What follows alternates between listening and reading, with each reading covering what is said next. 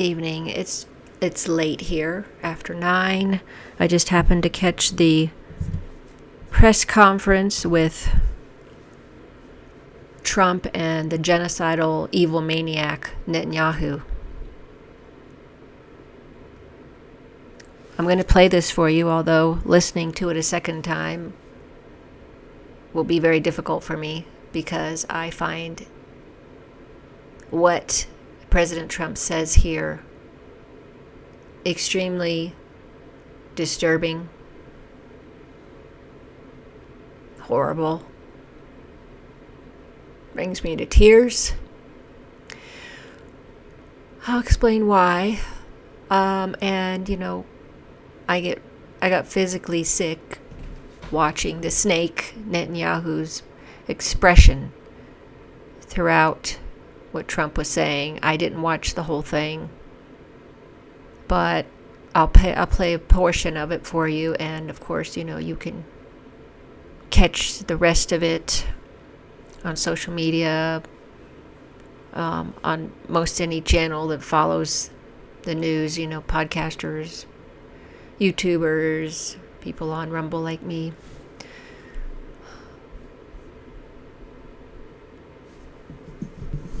Play it now.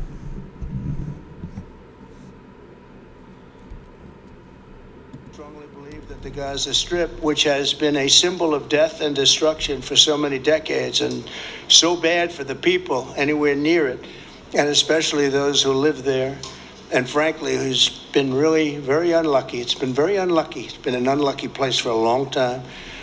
Being in its presence just has not been good, and it should not go through a process of rebuilding and occupation by the same people that have really stood there and fought for it and lived there and died there and lived a miserable existence there.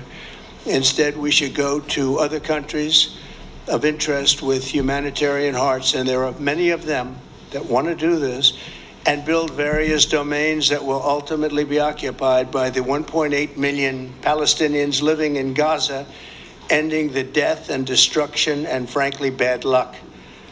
This can be paid for by neighboring countries of great wealth. It could be 1, 2, 3, 4, 5, 7, 8, 12. It could be numerous sites, or it could be one large site. But the people will be able to live in comfort and peace, and we'll make sure something really spectacular is done. They're going to have peace. They're not going to be shot at and killed and destroyed like this civilization of wonderful people has had to endure. The only reason the Palestinians want to go back to Gaza is they have no alternative. It's right now a demolition site. This is just a demolition site. Virtually every building is down. They're living under fallen concrete that's very dangerous and very precarious. They instead can occupy all of a beautiful area with homes and safety, and they can live out their lives in peace and harmony instead of having to go back and do it again. The U.S. will take over the Gaza Strip, and we will do a job with it too. We'll own it and be responsible for dismantling all of the dangerous unexploded bombs and other weapons on the site, level the site and get rid of the destroyed buildings, level it out, create an economic development that will supply unlimited numbers of jobs and housing for the people of the area. Do a real job, do something different. Just can't go back. If you go back, it's going to end up the same way it has for 100 years. I'm hopeful that this ceasefire could be the beginning of a larger and more enduring peace that will end the bloodshed and killing once and for all. With the same goal in mind, my administration has been moving quickly to restore trust in the alliance and rebuild American strength throughout the region. And we've really done that. We're a respected nation again. A lot's happened in the last couple of weeks. We are actually a very respected nation again. I ended the last administration's de facto arms embargo on over $1 billion in military assistance for Israel. And I'm also pleased to announce that this afternoon, the United States withdrew from the anti-Semitic UN Human Rights Council and ended all of the support for the UN Relief and Works Agency, which funneled money to Hamas and which was very disloyal to humanity. Today, I also took action to restore a maximum pressure policy on the Iranian regime, and we will once again enforce the most aggressive possible sanctions, drive Iranian oil exports to zero, and diminish the regime's capacity to fund terror throughout the region and throughout the world.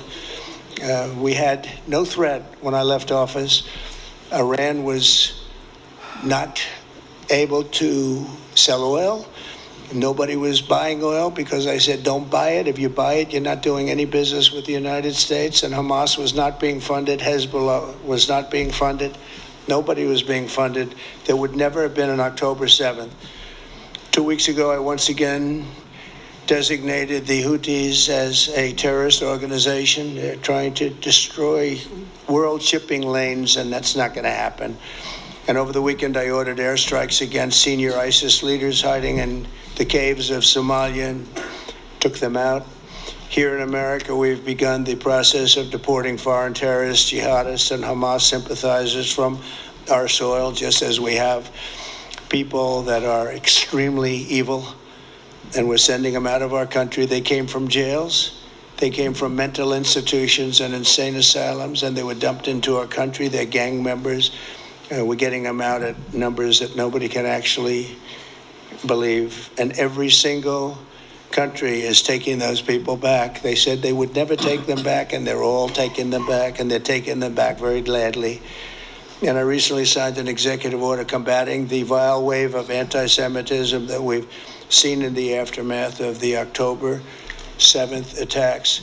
Together, America and Israel will renew the optimism that shined so brightly just 4 years ago. It was really a bright, beautiful light. We will restore calm and stability to the region and expand prosperity, opportunity, and hope to our nations and for all people of the Middle East, including the Arab and Muslim nations. Very important. We want the Arab and Muslim nations to have peace and have tranquility and have... So I'm going to interrupt this. They're not going to get peace and tranquility by giving the land over to Israel. It will cause more instability. It will cause more war, more heartache, more death. The prophecy says that Palestine is the stadium of war for right now because of the horrible Israeli regime.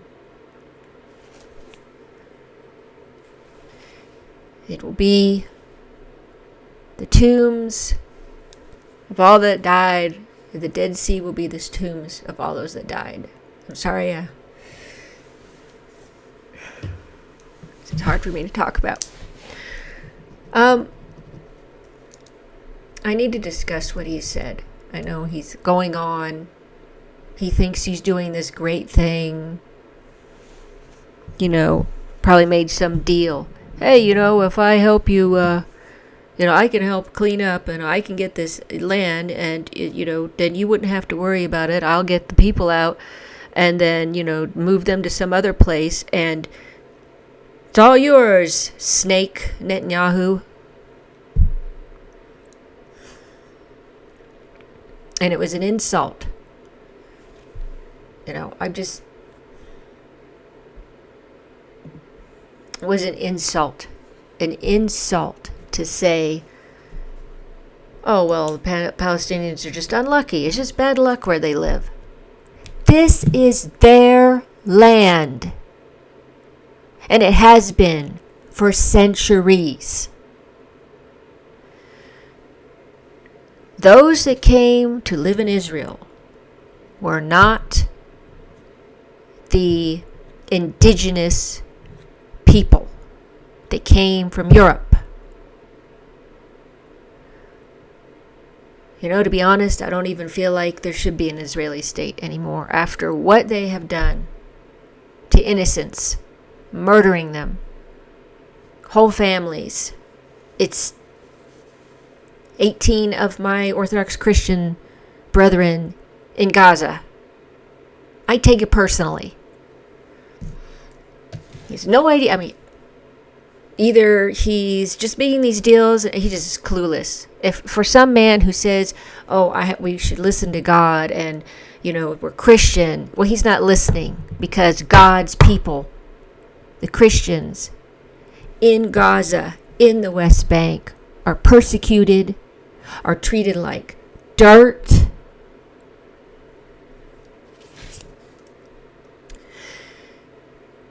And he says they don't have any other place to go to. They don't want to go anywhere else. It's their land. It's their land.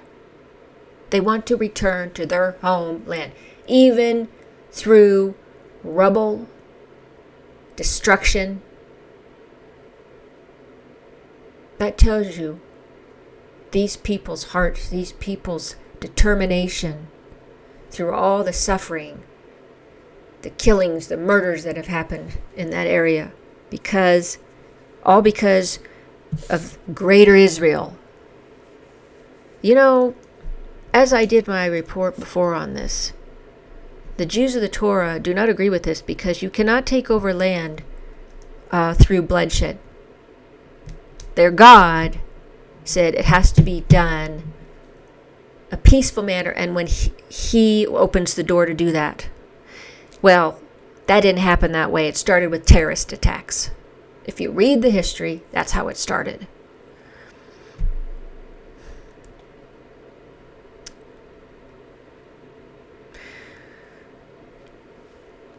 He says he's going to take over the land. Take over somebody else's land. How is this not just another colonial move, supporting colonialists, which is what the Israeli regime is? Imperialists, just like us. And he supposedly wants peace all over the world, and what is he going to do? Take over the land. I bet you his son-in-law is like, "Oh yeah, this is great beachfront property. We got to take control of this. Sorry, I'm emotional now, and I'm taking things to heart. And, just let me get my rant out, okay? This is not going to go the way he thinks it's going to go. Jordan and Egypt are not going to take the Palestinians if they're forced into it. I've watched enough geopolitical analysts say it will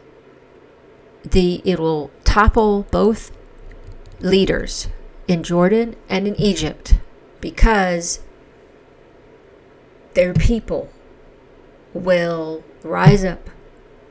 They don't want this. They don't want to be the next.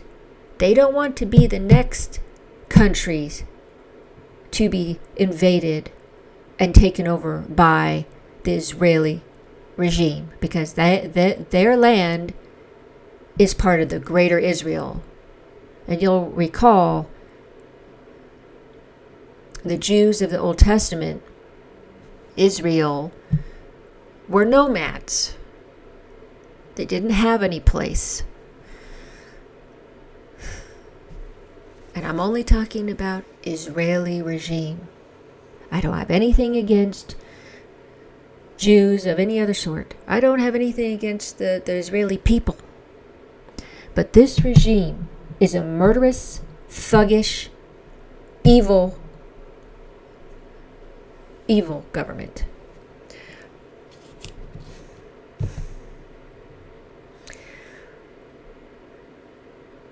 And the whole time that video was playing, the snake Netanyahu looked like the cat that swallowed the canary. He was getting exactly what he wanted. And it was disgusting to watch. And let me just say this too. Two things. Iran is not the sponsor of terrorism. Okay? They haven't done anything this whole century. And probably even a little bit before that. They've always been defensive in their actions. And the general that we decided to murder under Trump, Soleimani, was one of the top generals in fighting, using his army to fight against ISIS and other terrorist groups.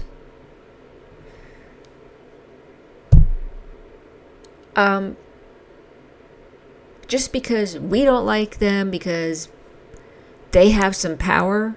I mean, that's what I'm noticing about our country. Any country that rivals in power, we want to get rid of.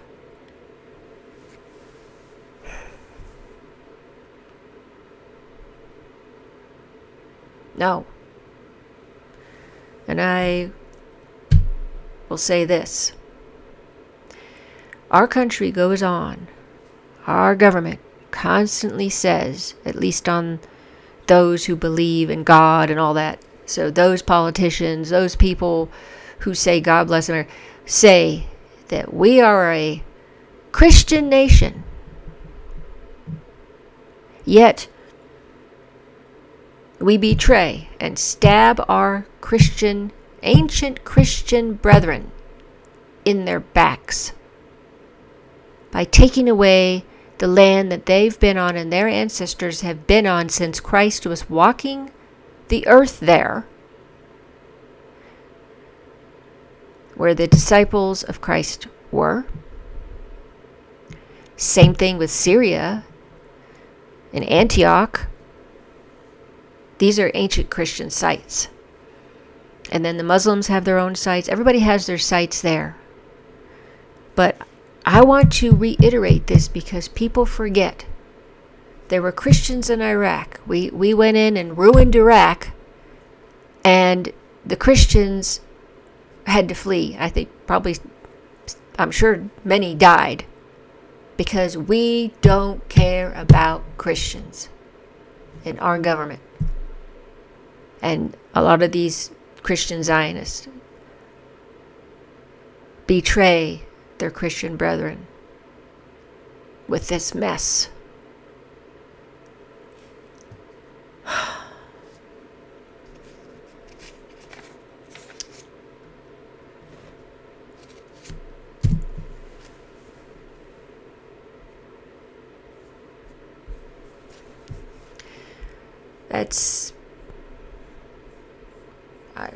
That's all I wanted to say, because it's too disturbing to even listen any more to this. But if you want to watch the rest of this terrible press conference, I just can't get over. I know that Trump, he has to talk to anybody, which, okay, that's fine. He talked to the Taliban. He can talk to Netanyahu. But I just feel like we don't have our own country. We're slaves to an evil regime. Netanyahu at the center. And there's even more hardcore ones in his government. They're even more than him. This is not going to lead to anything good. I'm just going to say that. Things are going to get worse with this, if he goes through with this. Tonight, I'm very, very disappointed.